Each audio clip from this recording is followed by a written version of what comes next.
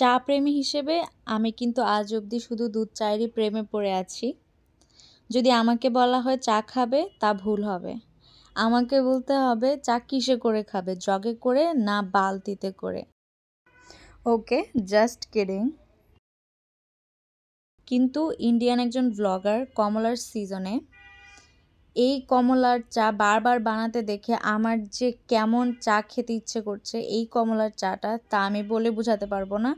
আর সেদিন সময় সুযোগ দুইই ছিল, সাথে ছিল কমলা।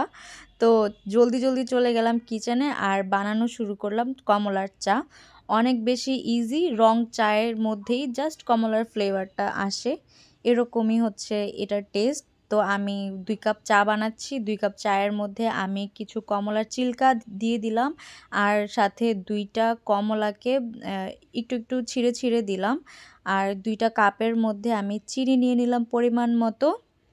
তারপরে হচ্ছে আমি এই কমলার চাটা ঢেলে দিব, আর এটার কালারটা এত সুন্দর এসেছিল সেদিন, বলার বাহিরে।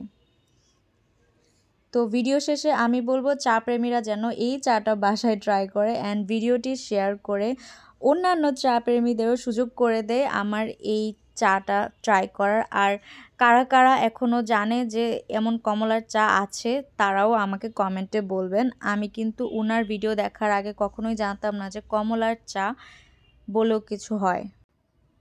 আর যারা এখনও জানে না যে কমলার চা বলতে কিছু আছে, তারা অবভিয়াসলি এই চাটা ট্রাই করবেন অ্যান্ড আমাকে বলতে ভুলবেন না কমেন্ট সেকশনে যে কেমন মজার হয়েছিল। আমার কাছে কিন্তু অনেক বেশি মজার লেগেছে।